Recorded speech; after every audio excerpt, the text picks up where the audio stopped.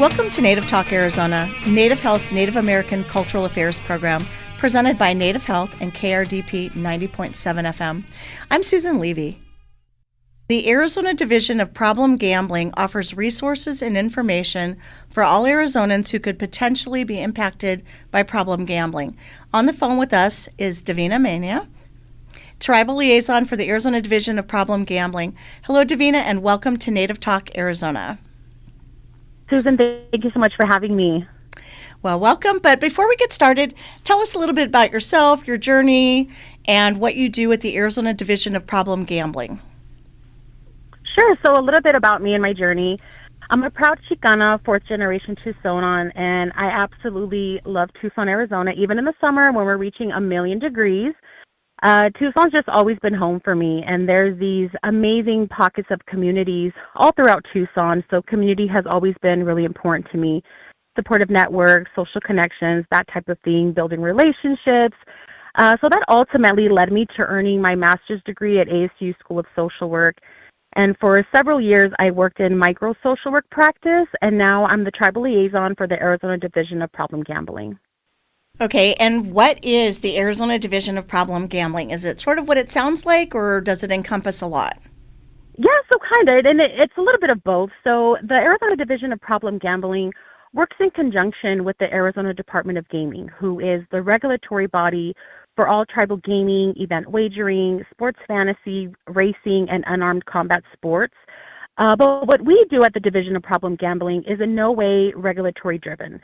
In fact, we operate in a more public health type of way, so we focus on the other side of the coin that comes along with gaming, which is the potential of gambling habits to negatively affect aspects of a person's life. We really think it's vital, and more importantly, it's significant to us that there's this recognition of the social responsibility that comes along with the gaming industry. So just recognizing that on the same night that maybe someone is having fun and enjoying themselves and people are winning and there's jackpots and entertainment, it can also quite literally be somebody's worst night. So maybe they just lost it all. Maybe they spent their rent money, their grocery money, or maybe their entire paycheck. So at the Division of Problem Gambling, we really focus on that population and offer support and assistance in that manner. Okay, so do you have any statistics? And I know this wasn't one of the questions I had asked you. How many people gamble? Ooh, that is a very ambiguous question because the research on problem gambling really is just starting to get traction now. So we are quite literally getting data in real time with various agencies and organizations that are willing to invest into research this problem. What I can tell you is that with the data that does exist, we know that about 2 million Americans fit the criteria for pathological gambling, so problem gamblers.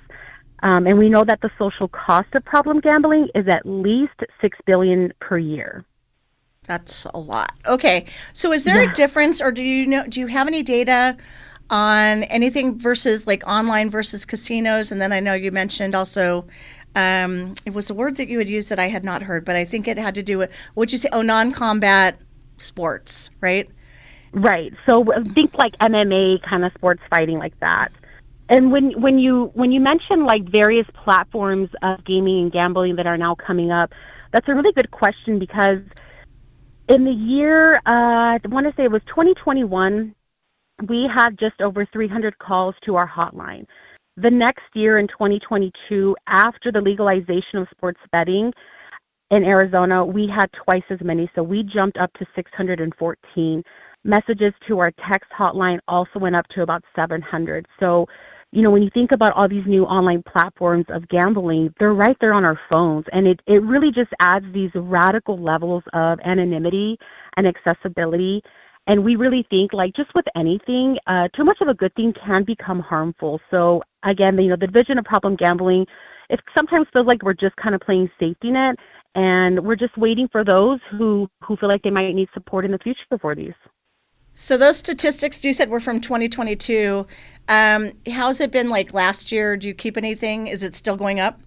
Yeah, so 2022, it has been increasing. We are, again, getting the data in real time. So we do know that, not that we do know, we are anticipating a fallout. We really are. And when you think about mental health in general, just across the United States, it's beginning to get the traction that that is needed in that area. But again, problem gambling is just a small pocket of all these other addictions that are increasing just because of the state of the world in general. So I guess I have sort of a dumb question. How do you know if you have a gambling addiction or you have a problem? No, that is not a dumb question. That's a great question. So, an individual who maybe is experiencing symptoms of problem gambling, they might seem irritable or moody if they're not gambling. They might try to hide how much they actually spend. They tend to call family or friends to lend them money. There is this constant thought of gambling. It's been described as almost like as a craving. And the truth is, whether an individual wins or loses at a casino, the outcome really doesn't matter as much as the actual act of gambling and that feeling of anticipation of what's going to happen next, right? Like, am I going to get the next big win?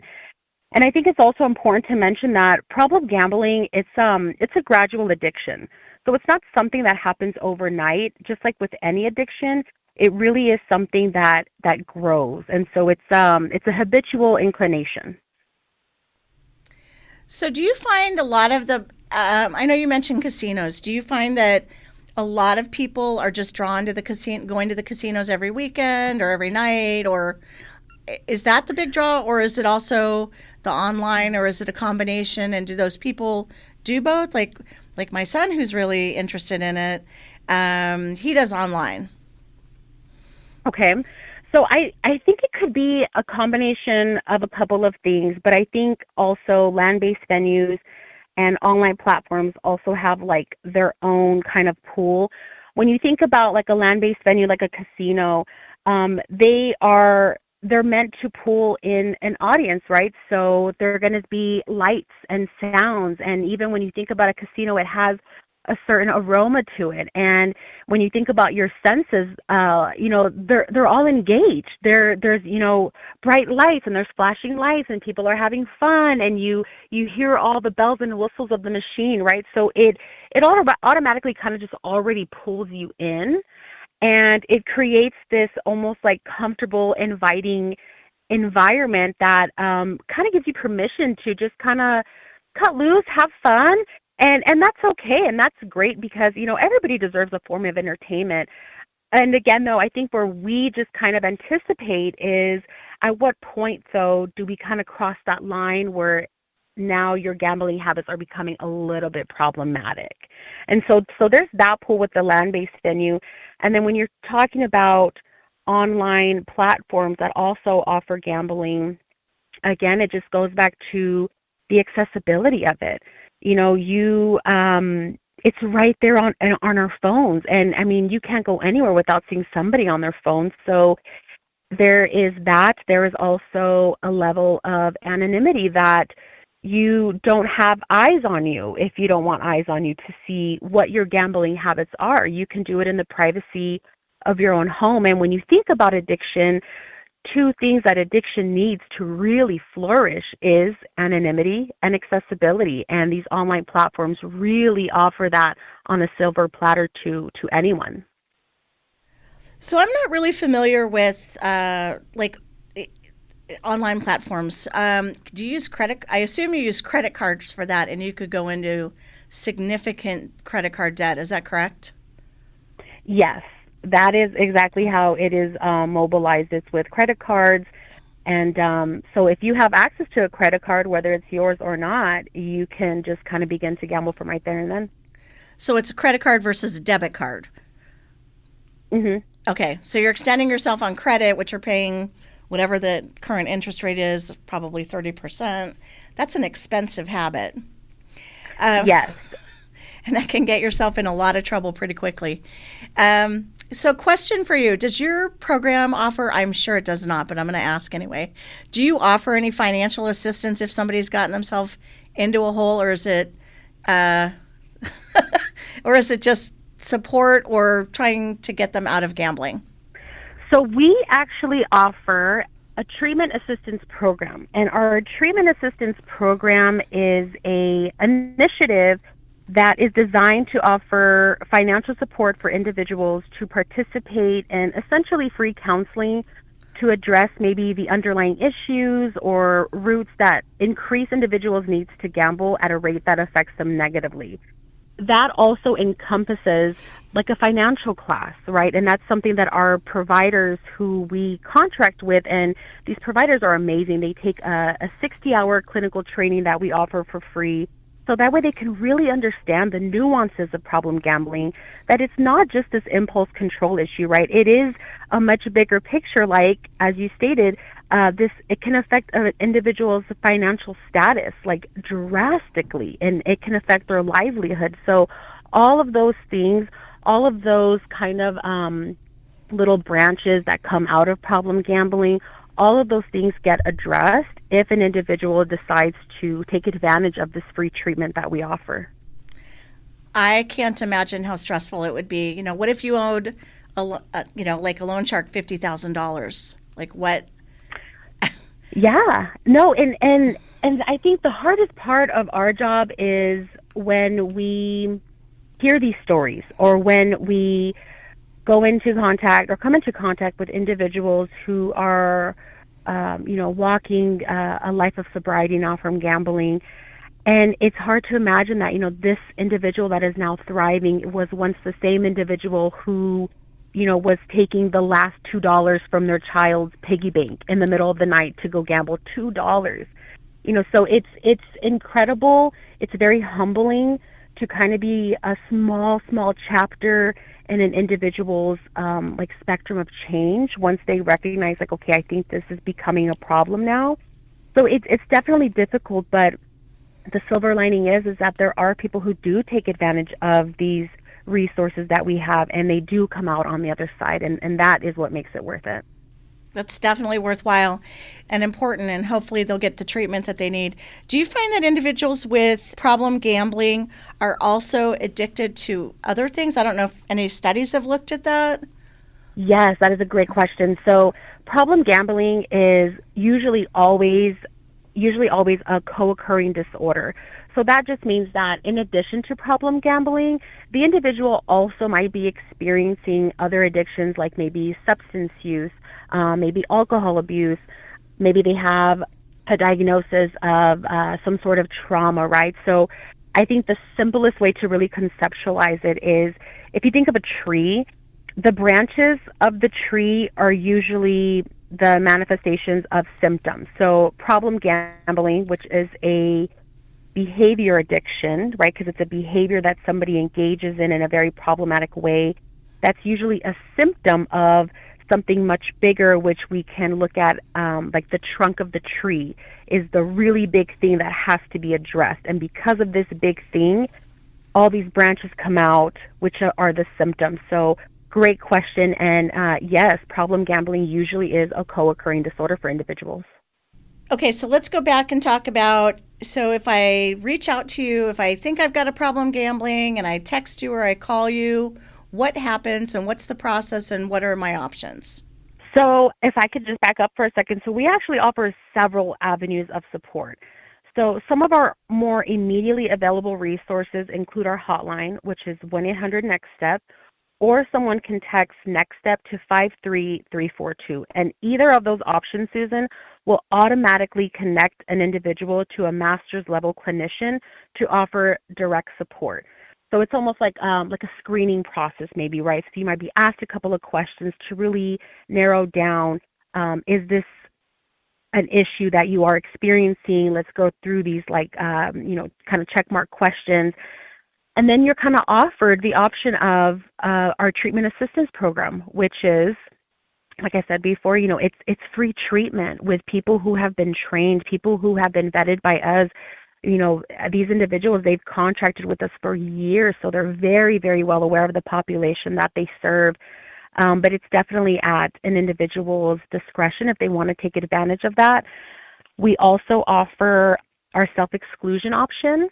And so the self-exclusion option is a voluntary process where an individual who maybe feels that their gambling habits are becoming unmanageable can actually select to exclude themselves from all Arizona land-based venues, so like casinos and or event wagering sports fantasy for a specified amount of time.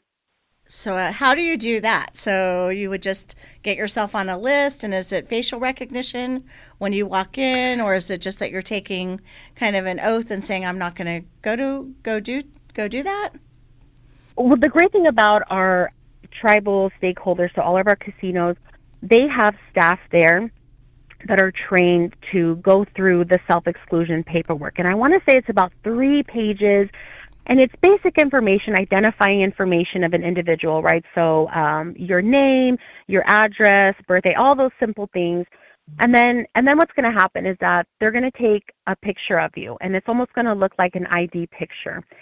And that picture is going to stay in your, we'll call it like a file. And you are going to opt for either a year, 5 year, or 10 years to exclude yourself from the form of gambling that you feel is most problematic to you. So again, that could be the land-based venue, like a casino, or it can be the online platforms, or it can be both. And this paperwork is going to be notarized, and it's going to be irrevocable for the amount of time that you specified for. And that's usually kind of the most uncomfortable part for people. But so that piece of paper, that form, the self-exclusion form, is shared with the executive director of the casino and very selected few staff to kind of be on alert if an individual tries to re-enter into a casino. And so it's exactly what it sounds like, right? It's an exclusion. You are taking a promise, or as you said, like taking an oath that, okay, I'm going to abstain from entering into this casino, or I'm going to abstain from engaging in online platform. And we at the casino just try to keep people out at that point. Oh, I feel like that was really rough, Susan. I'm sorry. No, you were perfect. It answers a lot of the questions. And I think it's an important answer. So do you have any upcoming events or trainings that are going to be occurring? Yeah, so we actually offer presentations and education targeted to specific population needs. So collectively, I feel like we have about 1,000 PowerPoint presentations, which is a great thing because it allows us to really pull and utilize from any of those PowerPoints to modify to whatever audience we need to present to. So we're always ready and willing to present to anywhere and anyone. For more information, we do encourage individuals to visit our website, which is problemgambling.az.gov, and we offer free community training there on our website for anybody who just kind of wants to be a little bit more familiar about what problem gambling is from a community-based sense. So, Davina, is it pretty easy to fall into the habit of gambling on whatever platform it might be? You know, if you're stressed or whatever's going on in your life? It really is, and I don't mean to answer so simply, but you know, when you think about what addictions are, so to kind of go bigger picture, addictions really are maladaptive coping skills, right? So coping skills that really don't serve us in a beneficial way. And so when we're looking at gambling itself, it is a slippery slope because when you think about maybe how loud the world is now, right? People are looking for escapes. And with gambling, it can offer that appeal that it is a repetitive sort of action. It's a repetitive sort of behavior that an individual can really just kind of disassociate from the rest of the world. And so it's a very slippery slope. You know, gambling is meant to be fun and it's meant to be a form of entertainment, but there's that fine line of when a good thing kind of becomes too much, and that transition into that other side, it usually catches people off guard and they don't recognize it until they're maybe thousands of dollars in debt, or maybe they don't have enough money to pay for their rent. And it's usually those aha moments that people recognize, okay, this is now becoming a problem for me. Well, I also think it is, I agree, but I also think it's like, oh my gosh, I won a lot of money. I mean, I know Yes. my mom's boyfriend comes in, he's like, well, I won $300, so I'm going back, and I won 1,000, and then he always forgets to mention, oh, but I lost X amount. And yes, exactly. you know, he's on a fixed income, he's an elder, and I'm like, okay, well, that's great. You won 300 and 1,000, but like on those other days you were there every day, I think. How much is that, you know? Right, like how much did you have to lose first in order to get that quick high of, oh, but I won though, but I won, you know? Right. And that's all I ever hear from people that I know. Well, I know if that's what I hear from him all the time. And I know he loves it. And he just definitely enjoys going to a casino and has a great time. And that's part of who he is and what he loves to do. So is the Arizona Division of Problem Gambling anti-gambling? Not at all. Not at all. It's really not lost upon us, Susan, that these casinos are monumental infrastructures to what tribal sovereignty is. They create economic stimulation within tribal communities.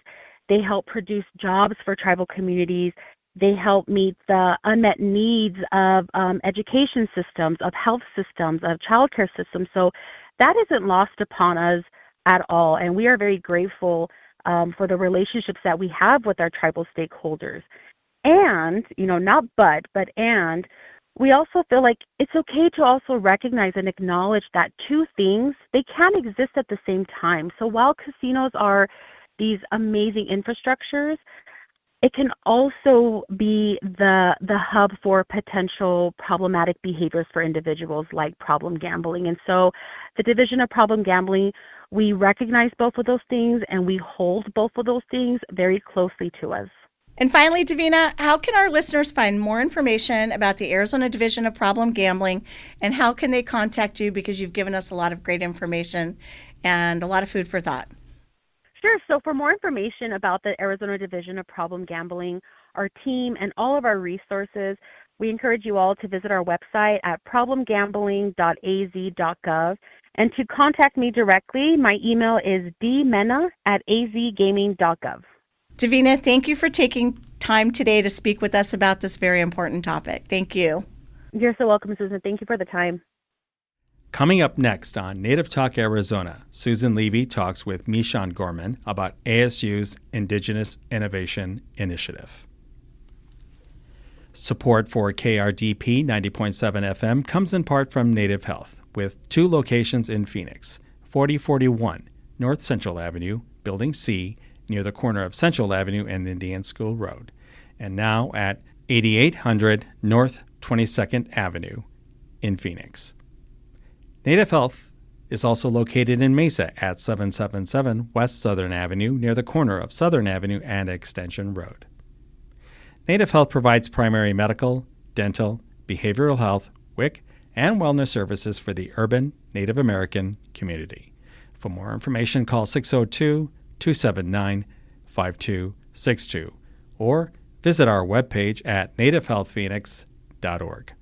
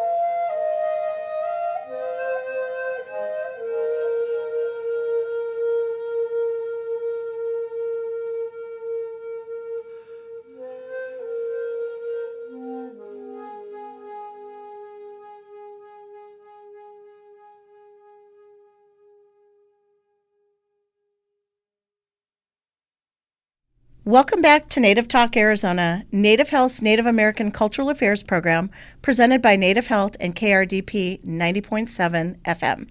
I'm Susan Levy, and ASU's Indigenous Innovation Initiative fosters Indigenous expression and advancements through interdisciplinary collaboration with Indigenous and Indigenous allied scholars, as well as community and industry leaders. And on the phone with us today is Michonne Gorman. She's the Program Manager of Indigenous Innovation from ASU. Hello, Michonne, and welcome to Native Talk Arizona. It's a pleasure to have you on today. Thank you so much. Good morning. Yes, thank you so much for that beautiful introduction. I'm just going to introduce myself in my language. I am Diné, or Navajo, and it's very important for us to share our clans just to make sure all of our relatives know who we are. So, She'e Tuahiglini Nishle, Kia Ani Bashichin, Sanja Kina Beshiche, Sitna Jini E Dashinale. I'm from the Water Flows Together clan, born for the Towering House. My maternal grandfather is from the Honeycomb Rock people or Cliff Dweller clan, and my paternal grandfather was from the Blackstreak Wood people clan. My father was from Nozzolini, Arizona, and my mom is from Crown Point, New Mexico, and I consider both places home. So absolute res girl over here. But yes, I am the program manager of Indigenous Innovation at ASU, currently housed under the Sandra Day O'Connor College of Law. So tell us a little bit, how'd you get started in this and your path to get to the ASU Indigenous Innovation? Sure. Thank you so much for that question. So professionally, most of my background has been in the realm of social work. I've worked at many different nonprofits as well as tribal communities that are really just trying to provide services and support to the Indigenous community all across, the world, essentially. So a lot of my background has been working in nonprofit communities, especially those in the Phoenix area. I've worked at Native American Connections as well as Phoenix Indian Center. And a lot of the work that I have done has been in the realm of prevention education, community education around things like historical intergenerational trauma.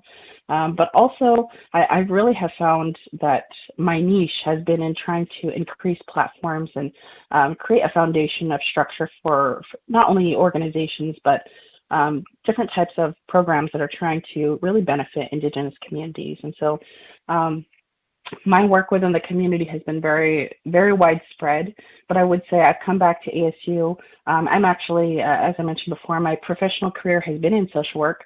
I am a Sun Devil through and through. I have a bachelor's and a master's degree from ASU, and I very much enjoyed my time being a student, and I definitely could see the need that there is for support for Native students and faculty that are really doing some majorly impactful work. And so I've always been drawn to a lot of the different work that's been happening here in the Phoenix metro area, but coming back to ASU just kind of felt like coming back home. So that's kind of how I've landed where I am now. All right, go Sun Devils. I'm also a Sun Devil, but I wanted to ask you, okay, so what is ASU's Indigenous Innovation Institute? And the other question I've got is why or how is it housed in the Sandra Day O'Connor College of Law? Yeah, so I'll start a little bit on the history of the initiative. Our faculty director, so there's three of us that work in the initiative. We have Trevor Reed, who has done some amazing work at ASU on and off campus, as well as in Indigenous communities. He is a lawyer by nature, but also a musician and has had a lot of really impactful conversations, I think, with leadership at ASU, especially with the Office of American Indian Projects, the Office of American Indian Initiatives, and, getting some time with our president, Michael Crow at ASU, to talk about the needs specifically for Indigenous faculty at ASU. Trevor is actually currently works with the College of Law, and he has for a very long time with the Indigenous Legal Program, and so he's got very strong programming there. And his support has been very, very much necessary when it comes to trying to make sure that voices are heard at ASU. And so I just want to give a little bit of props to him. And through his conversations, not only with President Crow, as well as the different organizations across campus, but with his colleagues about this understanding that at ASU there is some really cool innovative projects that are happening, both for Indigenous communities and for those everywhere.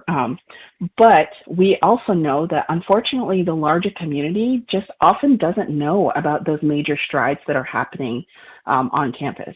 And so the idea has been kind of been snowballing over the past few years. There is a need very much prevalent and has come from the voice of Indigenous faculty saying that they really need a sense of support, not only because of the work that they're doing, but because they want to be able to expand upon that work and do some even more big projects out in Indian country. And the only way to do that really is to connect with each other. And so for Indigenous researchers to be able to have that connection can actually be a very difficult, challenge for them just because of all the work that they're doing.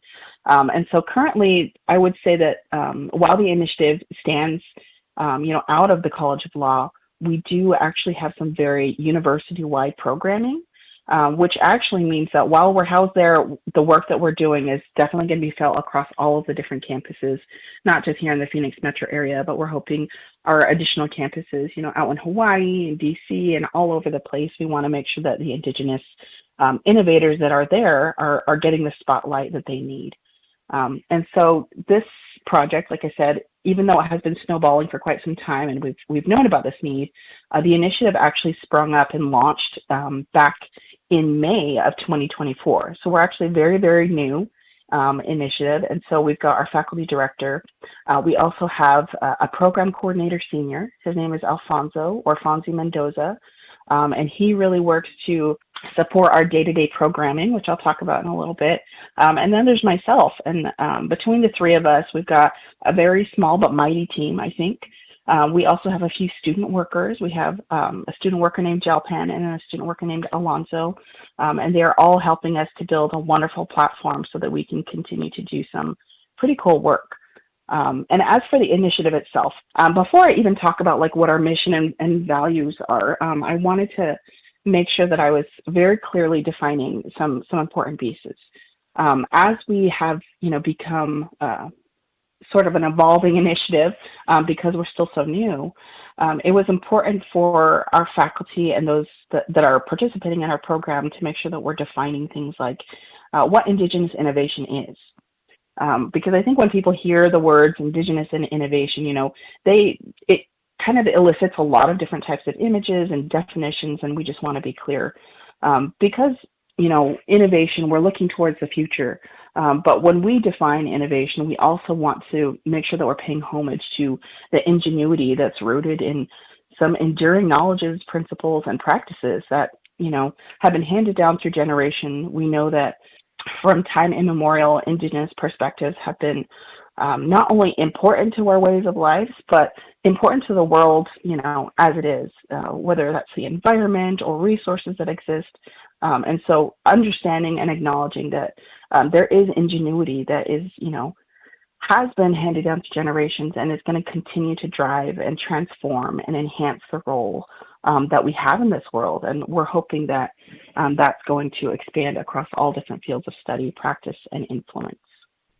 And so our vision, really is to see that there is a future shaped by Indigenous people's knowledge and leadership. And we're hoping that that's going to bring some meaningful change and solutions to a lot of contemporary challenges that we're seeing in the world.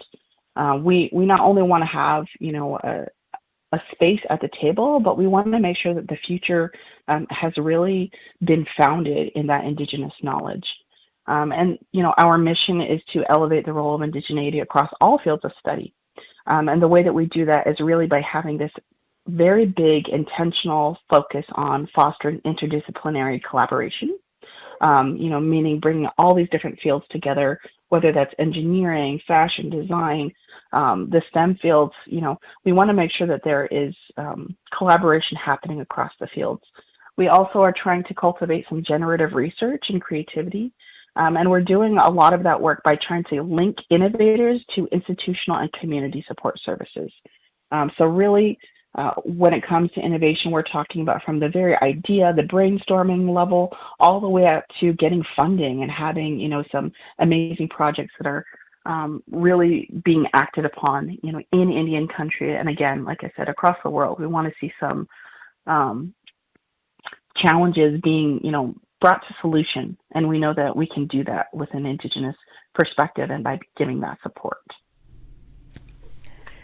You said small and mighty, definitely true, and you're doing so many things.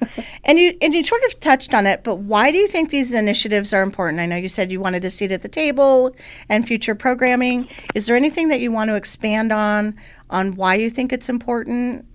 Sure, yeah. So as I mentioned, I think the biggest drive of the initiative is just this knowledge that, and many of us do, I know at Native Health, you all see this every day. There are innovative and amazing projects, research that are going on in the world, but the unfortunate thing is that we just know that the community, in a general sense, just does not know about what those steps are that are being taken by Indigenous communities. And so, our biggest goals are to make sure that we're creating spaces where expression and creativity and interdisciplinary connections can be developed. But also, like I said, our secondary, major goals include trying to create that network of support for Indigenous faculty. We know that there are faculty, staff, and students on campus, not just on our campus, but, all over the place, where they are making some amazing strides. But we don't always have as much collaboration between different faculty members, staff, and students as we would like to see. We know that, pretty much any Indigenous person that you come across that's working on campus, they are doing some very, very innovative research. They are building things. They are, creating cures for diseases. They are building some amazing technology that no one knows about. And the only way for us to get those, the platform that they need is by making sure that we're talking together, that we're supporting each other. And unfortunately, not all academic institutions have, a program or a way in which to make sure that collaboration is happening. And so that's really what, we are trying to establish, is to make sure that everyone knows what each other is doing, that we have the ability to assist each other when needed. And then something that's been very important to us as we continue to have conversations with both innovators, with our academic support staff, as well as funders, is knowing that there is not always an easy way for innovators to take their ideas and really launch them off the ground. And sustain those projects. And so what we're hoping to create, as time goes on, we're building this kind of structure of support, but we ultimately want to see more of those innovative projects, really make it and really sustain themselves, because we want to see those long-term impacts that we know that these innovators are going to have for Indian country. But it's really just making sure that they have everything they need to get to that point. And so that's a very, very important piece.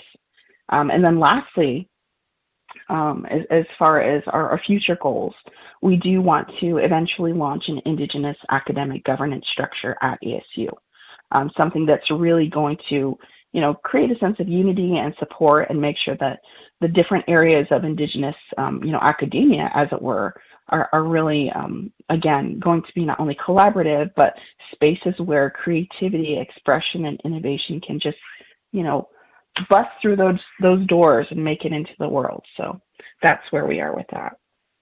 You guys have a lot of great stuff. I believe we had a guest, I think it was Dr. Crystal Sosi, right? Oh, Isn't yes. she housed in Yes. the initiative? Yeah, she was on a few weeks ago, or maybe a couple months, talking about that and the depository or repository. And so that's sort of how we had learned about your program. So I know you're talking about like expanding and the Indigenous academic program you were just mentioning at ASU and how supportive ASU is. But where do you see this going in your upcoming initiatives and programs? I mean, do you have anything? Are you just going to keep adding, or is it a lengthy process to add more into your program, into the Indigenous Innovation Institute?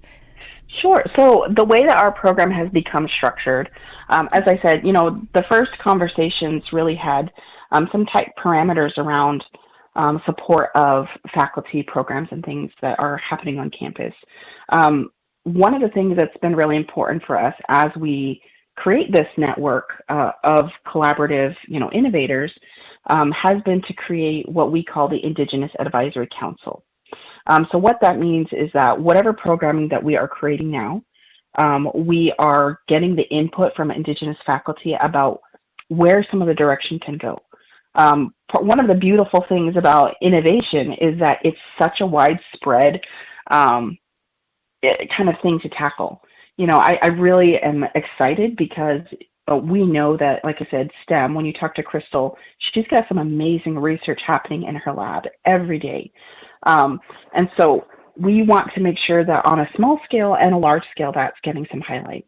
So some of the programming that we have right now is really about creating seminar series, panels, lecture series where especially new and emerging Indigenous researchers are able to present what the research is. It's something very simple as, having a whole team of Indigenous design collaborators come into our space and learn about the work that Crystal is doing in her lab, right? And so creating a space where they can have conversations about how they can enhance and, make some of their research a little bit more, strong and founded, I think is important. And so we've been hosting an array of different lectures to give that space to them. So Crystal's team, for example, they participated in helping us to coordinate a social mixer with Indigenous STEM faculty. We've had a number of different events where we have Indigenous innovators coming into town, and we want to make sure that we're capitalizing on that by making sure that we're bringing our innovators into a space with people that are visiting, as well as make sure that they have the opportunity to really have deep conversations about the research. And so the way that we're doing that is by hosting multiple types of events. And a lot of that work, our coordinator, Senior Fonzie, is coordinating. On my end, we're also creating these major events where we're hoping that we can have dialogue, not only local, but we want to bring folks from all across the nation to be able to have conversations about how we can successfully create this channel, right, of innovators who have these amazing projects, and we want to be able to connect them with funders, with folks that are interested in supporting Indigenous communities. But that's not a very fast stream for a lot of folks, especially when we're thinking about the added piece of higher education institutions, and so bringing multiple minds together in a space that can create those pathways is really important. So we have a summit that's coming up in the fall where we're going to do just that. We have this kind of convergence of faculty, researchers, development folks, and funders who really want to make, some magic happen. And so creating spaces like that is something that we're working on as well, again, with the input of faculty and other staff that are very supportive at ASU and off. We have tribal leaders as well that are interested in having these conversations. We also are going to be hosting in spring of 2026 a large Indigenous Innovation Convention where we're hoping to, again, highlight all of the different very interesting projects that are happening on campus, as well as bring in some national folks that are doing innovative work in Native country. But we also want to be able to have an array of entertainment and different folks that are able to share the different ways in which the Indigenous perspective is really shaping multiple fields. So again, coming back to our Indigenous Advisory Council, we are really trying to gather input from multiple folks. And this is not just faculty, but we also have interested staff members, student organizations, and departments at ASU that are interested in making sure that they're doing their part to support the Native community. And so we're hoping to continue to be sort of a conduit to making sure that all of these things happen for faculty, but also ultimately for Indian country. So I want to go back to what you were just talking about, your conference in the fall. So do you know when and where it's going to be yet, or is it still too early in the planning stages? It's a little bit too early, but I will say that we're hoping to have our convention will be a few days long. We're looking at about 3 days in March of 2026.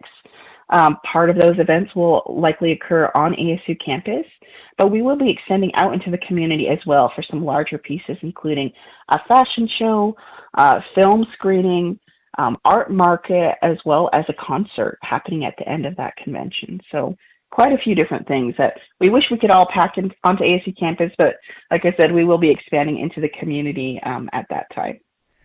So that sounds like a really great event. But I do have a question for you. So do you work with all of the other Indigenous programs at ASU?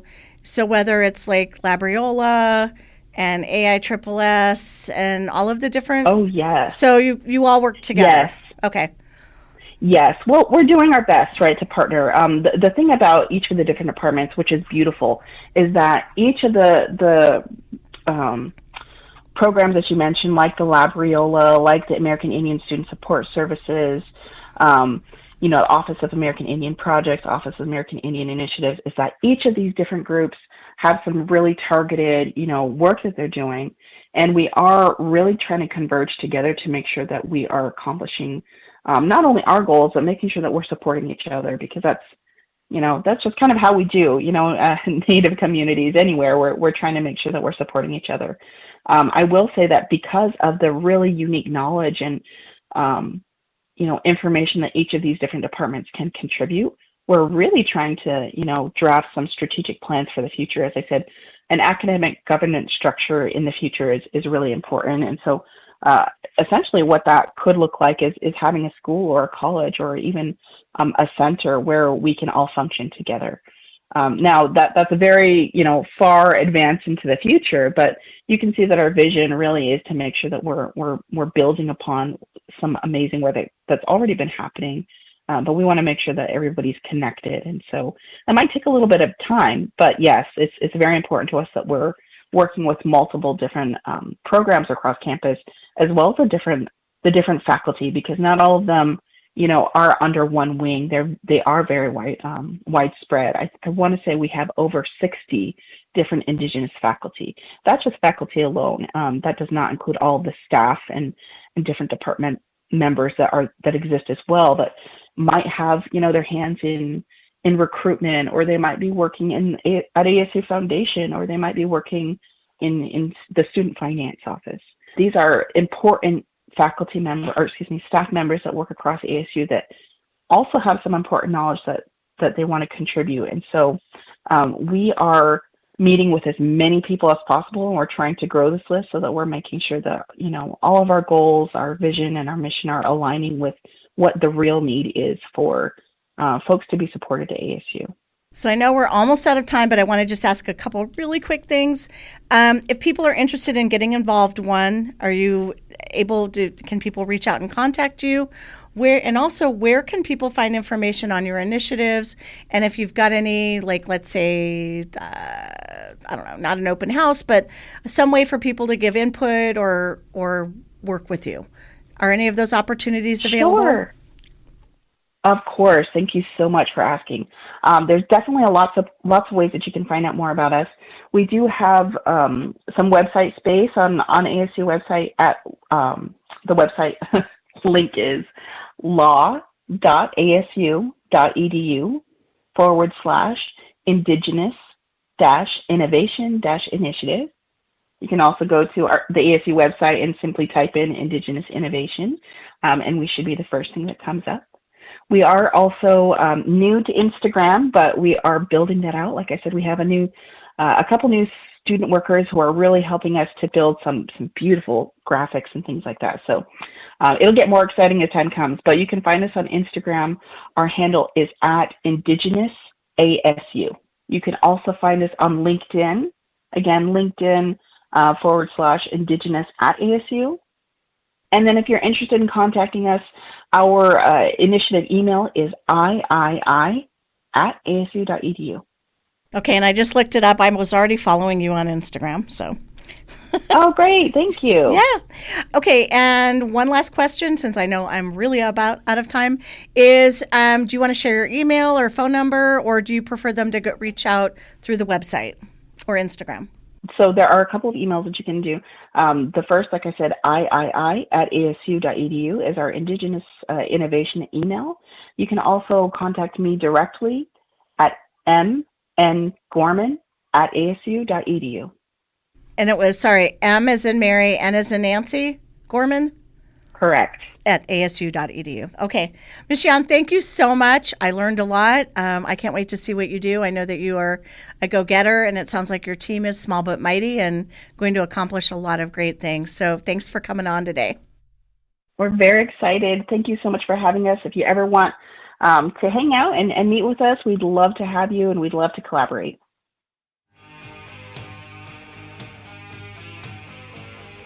Thank you for listening to Native Talk Arizona, presented by Native Health and 90.7 FM KRDP. Our executive producer is Susan Levy. Sound engineer is Javier Quiroga. We hope you will tune in again next week. If you have any questions, please reach us at nativetalkaz@listen2krdp.com.